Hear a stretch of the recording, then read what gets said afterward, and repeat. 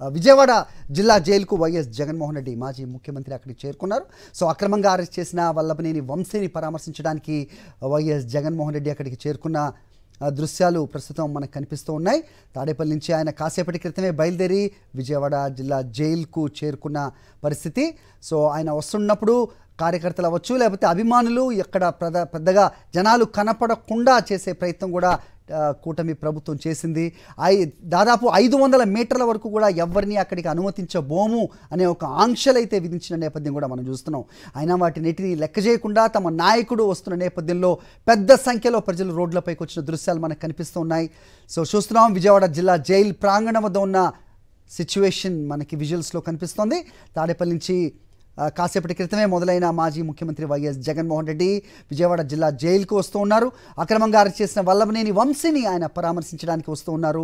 ముఖ్యంగా ఆయన తెలుసుకునే ప్రయత్నం చేస్తారు లోపల ఎలాంటి పరిస్థితులు ఉన్నాయి జైల్లో, ఆయనకి కనీసం అతని అనారోగ్య పరిస్థితుల దృష్ట్యా ఎలాంటి సదుపాయాలు ఇవ్వకుండా చేస్తున్న కుటిల ప్రయత్నాల్ని కూడా ఆయన బయటకు వచ్చిన తర్వాత మీడియాకి వివరించే అవకాశం కూడా కనిపిస్తోంది.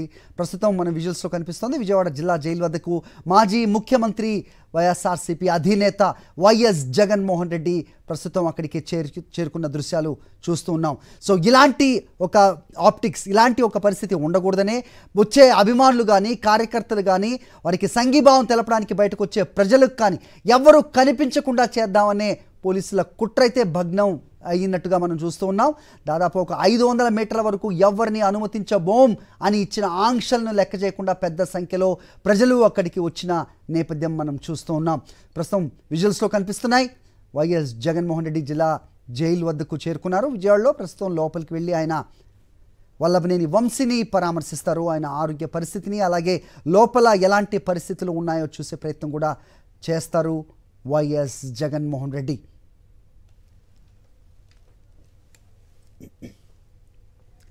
రైట్, మరిన్ని అప్డేట్స్ మా కరెస్పాండెంట్ అశోక్ ఇస్తారు.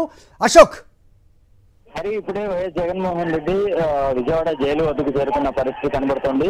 వల్లభనేని వంశీని, రిమాండ్ లో ఉన్న వల్లభనేని వంశీని జగన్మోహన్ రెడ్డి పరామర్శించనున్నారు.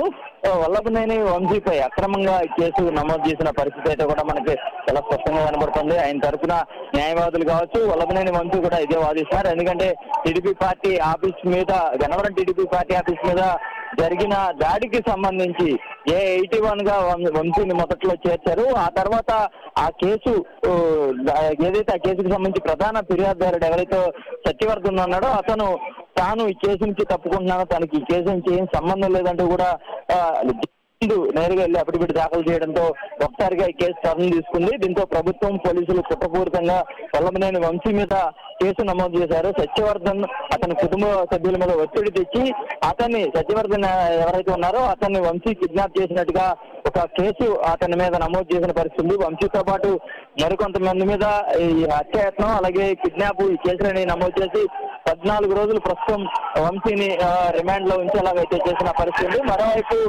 ఈ ఘటన తర్వాత వల్లభనేని వంశీకి సంబంధించి న్యాయవాదులు పరంగా కూడా కోర్టులో ఇప్పటికే పిటిషన్ దాఖలు చేశారు. పోలీసులు ఓవైపు వంశీని 10 రోజుల పాటు కస్టడీ కావాలంటూ కూడా కస్టడీ కోరిన పరిస్థితి. అదే సమయంలో వల్లభనేని వంశీ తరఫున న్యాయవాదులు కూడా కోర్టులో బెయిల్ పిటిషన్ తో పాటు అలాగే వంశీ హెల్త్ కండిషన్ కి సంబంధించి మరొక పిటిషన్ దాఖలు చేసిన పరిస్థితి కూడా ఉంది.